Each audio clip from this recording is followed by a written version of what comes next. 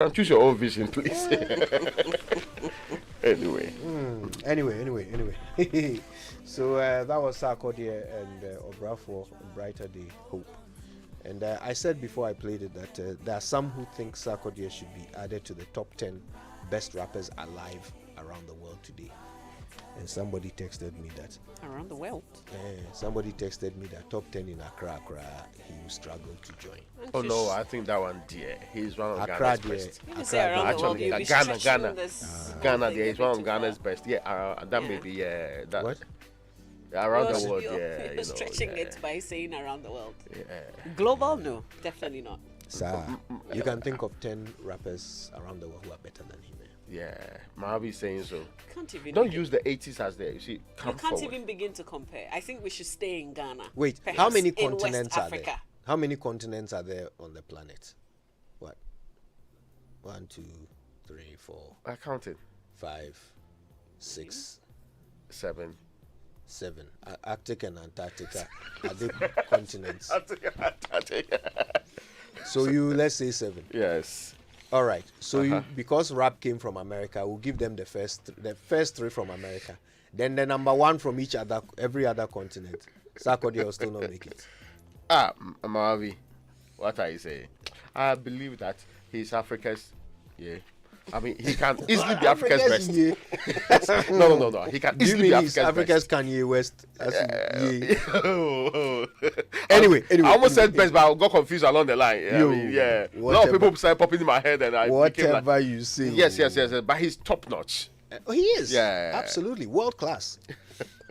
Okay, Mamavi. Let's do the drive safe. This is the safest, actually. Our campaign is brought to us by Joe News and Multimedia Group and is supported by Toyota Ghana Company Limited, Toyota Superior Quality, and Imperial General Assurance Solid Protection. So avoid all distractions. Keep both eyes on the road and hands on the steering wheel. That's how to ensure your safe arrival. Okay, let's learn how to say it right. Thanks to Kingdom Books. At Kingdom, quality and affordability are their hallmarks. Something must be done. You say either, I say. I had some rather nice fufu for lunch the other day. The waitress who served us was also very courteous and helpful. I did notice, however, that when I said thank you, she responded with an increasingly common grammatical error. She said, "You are welcomed." This happens quite a lot these days. I'm sure you've heard it a few times yourself. The correct expression is, "You're welcome." When used as a response to thank you, it simply means you are welcome to enjoy the thing you are grateful for. When welcome is said in response to thank you, it is used as an adjective to describe the person giving thanks.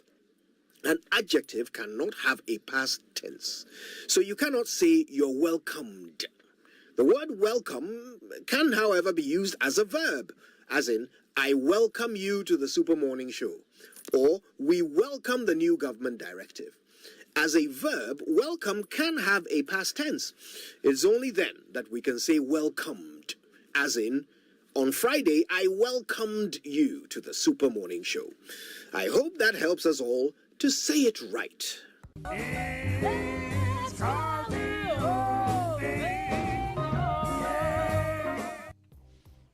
There you go. You're welcome. Okay, shall we get into the news review? Brought to us by Enterprise Life's Family Income Security Plan, Enterprise Your Advantage, Access Bank, More Than Banking, and CompuGhana, Passion for Technology. Just before that, though, it's Monday, which means that we've had news file over the weekend. And an interesting part of the conversation focused on the president's speech the previous Sunday. So views were shared. Bright Simmons had a few things to share. Kwame Sapon-Asiedu, Alex Segbefia, former health minister, and Richard Ahiagba, who happens to be the communications director for the NPP. Interesting thoughts. I want you to hear a quick wrap of what they had to say. As a presidential speech or for a presidential speech, accuracy, the quality of the analysis is extremely important because we assume that the president has access to the best talent in the land. The most serious analyst in the land must be available to the president. he cannot write a speech in which there are major errors because it raises questions about the capacity that is available in the president's office to do the right management and to do the right oversight and to do the right analysis to solve our problems. So I simply went and checked. And it appears that they picked up one single inflation for a particular month, compared it to one particular inflation number in another month a year before, and they concluded. But that's not how you do it. If you want to look at the trend of inflation, you look at and you want to compare what it was in 2019 with 2022, you look at average inflation for both years, and then you compare. It's a very elementary point. And if you do that, inflation in Ghana has not increased by 11 times. It's increased, but by 4 times. When you focus on vulnerability, Ghana was worse in 2019 than most of our countries, than most of our neighbors and our peers. So when COVID hits, naturally you'll be raised, or rather things will worsen in proportion to your vulnerability. That's the first point on analysis. The second point of analysis is that on top of that, things you've suppressed will unwind. So that's the proper way to look at why the situation in Ghana is worse than the situation in other countries. And in a short period of time, we have shown that the situation in Ghana is worse. On a point of view of vulnerabilities, as well as the current impact on cost of living because of the high inflation rate and the fact that that high inflation rate has gone up even further. So we now go to what is this spring? What is it that Ghana was sitting on that COVID hit and then it unwound? It started from a lot of wasteful spending. Some of our procurement prices are the worst I have seen in Africa. When the president said, Sika MPDD, it was as though the reason why the city was depreciating and our economy was in crisis was because people were talking down the city. Immediately I disagreed because people started pulling the president's own tweets and the vice president's own tweets from 2013, 2014, including Gavi's tweets, talking about things like this. Did we see the level of depreciation of the city we are seeing now? Clearly not. So if you put all these things together, the president should not take us for people who do not actually think. And I'm using this very advisedly. We all think, we all look. Even if you look at the city after the president said, and that's the final point. We are now saying the city is exchanging to the dollar and the pound at specific rates. Yesterday, a friend of mine called me from Ghana who was looking for money. He's a pharmaceutical importer. He went to a bank thinking that the rates that were being quoted was what he was going to get. He went there, the bank said they didn't have any foreign exchange at that rate. This person is going to bring in life-saving drugs. And juxtapose it to the fact that the data we are picking indicates that, on average, pharmaceuticals have gone up by about 170% since December last year. And some have gone up even more than that. If you put all these together, one conclusion is reached. Yes, it was hollow. And yes, we have to say it. Because we need a general to own this problem and take us to war on the right footing. I don't think the president got that right. So any way you twist it, any way you try to spin or change it, the reality is that the mess was created by this government, and they are not prepared to accept it. That, for me, is crucial. The numbers show us that we have the worst currency exchange rate position in the world. Because it's imported. Why? We are the only country that imports. I mean, that's why we do like and like. Well, I mean, you have had policy. Listen carefully to what Bright was saying. But that is not foolproof. This is my view. Everybody knew that we should have gone to the IMF earlier. That is a policy decision. Was wrong? No. Everybody knows that the finance minister should have left earlier. It's a policy decision to the extent that your MPs have told you he must go. You are still telling us that we must wait. Meanwhile, when he was sick, it was the Speaker of Parliament who delivered the budget. So you don't need him to deliver the budget. Anybody can deliver a budget. It's a team that puts it together. Let us be clear. All right. Petrol and food are our biggest problems. Right. The speech was not... This situation we're experiencing, none of it can be traced to domestic lack of policy response. And so I wonder, how is it that the analysis is not taking into account what the factors and the measures that government is taking domestically, how those are affecting or not affecting the issue, but then they are making a global assessment of the economy, looking only at the debt situation looking only at the market situation. I think the Siemens was talking about the 2021 pursuit of a Eurobond that really gave us up because the market thought that we couldn't master the numbers to be able to justify our payment of such debt, and so therefore they wouldn't borrow us money. And that for him was the beginning point of all of this. I don't think that is the case. The president address talks about how we are going to achieve macroeconomic stability. And how do you do that? You go into a contractionary policy. And I told you earlier when the finance minister briefed his very most recent brief, I think in August or so, talked about how we are going to, the 7 key points that we are pursuing with the IMF, debt sustainability, fiscal consolidation. These are issues that you look at and see that what is government's response?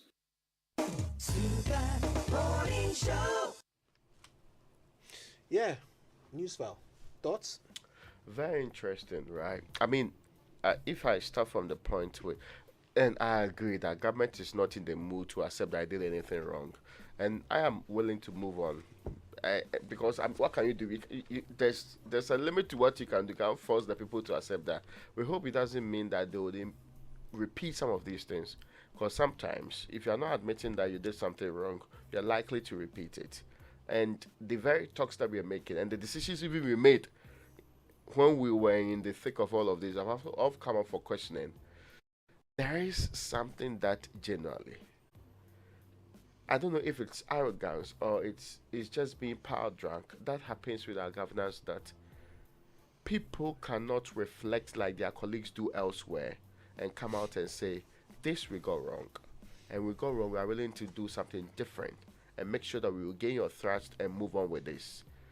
I just hope that it's not how they are engaging, because sometimes you can lie to yourself and you believe the lie so much that it influences all your engagements. It's not how they are engaging the IMF in this particular deal and actually going forward, going to run the state. Because I heard the president's 12-point agenda.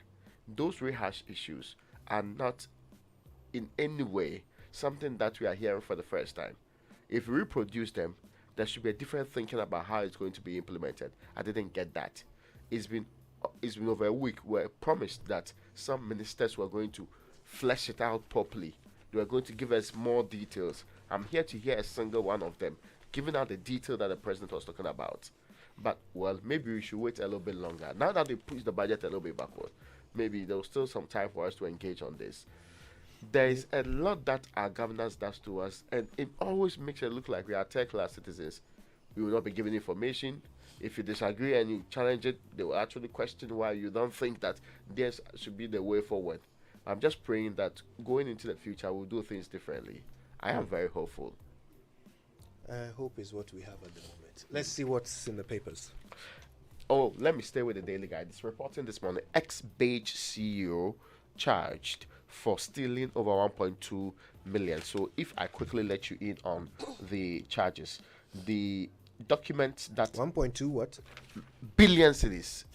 Oh yes, okay. I needed to stress that point anyway. So what they're saying is that as CEO and founder of the bank, Michael Nyinaku, who within a period of 2015 and 2018 had actually caused several accounts to be created and had the bank transfer various sums into the accounts for his personal use. Some of the accounts were fictitiously created according to the document that the Attorney General has filed on the blind side of the board of directors of the company that had already had accounts with the bank. So again, monies deposited in such accounts were later transferred into various accounts of companies linked with Mr. Nyinaku for his personal benefit. And he has been charged with a total of 44 charges of stealing, fraudulent breach of trust, and money laundering, according to the charge sheet filed by Yvonne at Acquah Obobisa. You know that woman's name sometimes it sends shockwaves down the spine of people more than even the Attorney General, the Director of Public Prosecutions. And the specific charges, if you break it down, there are 9 of the stealing, contrary to Section 124 of the Criminal and Other Offences Act, 26 counts of fraudulent breach of trust, contrary to Section 128 of the Criminal and Other Offences Act. And again, the battle former has been charged with another 9 accounts of money laundering, contrary to Section 1 and 2 of the Anti-Money Laundering Act 2020. Because the speedy if the prosecution state of proves these its cases, case, it will be one of the most bizarre things that a person has ever done, if they are able to prove it. Yeah. I mean, hey, just like that, like collecting money from people's accounts and putting into his own and then spending. Hey.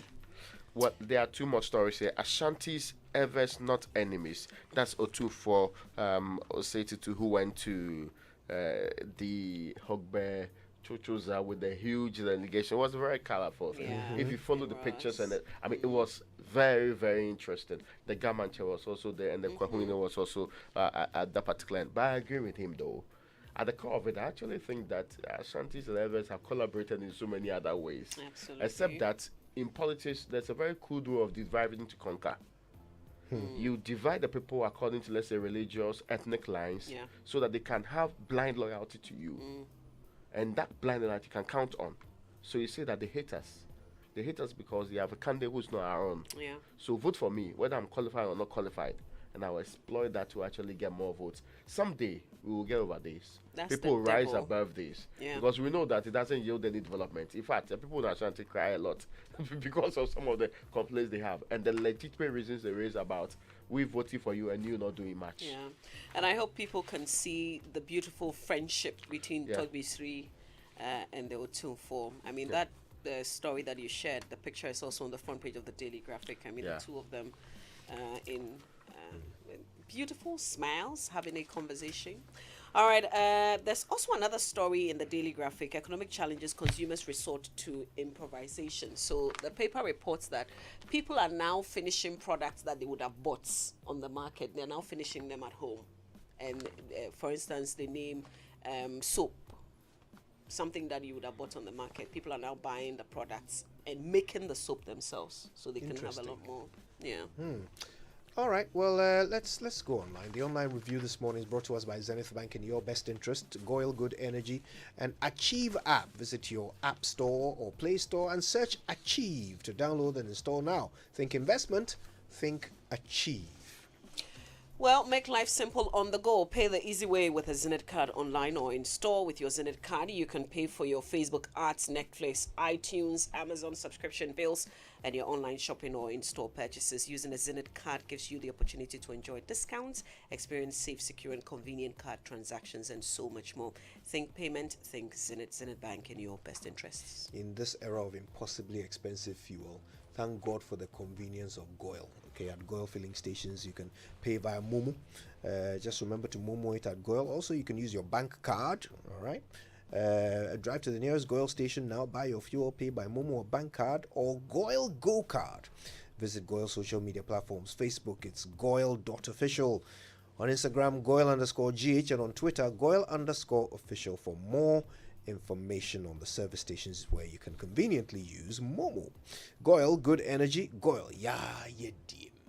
And on myjoyonline.com this morning, Baumia was booed for mentioning non-existent projects. This is according to the Hogbechocho Planning Committee member. And there's more online. Go check it out. Right now, though, it's time for the BBC News. And it's brought to us by Fidelity Bank, believe with us, and Silver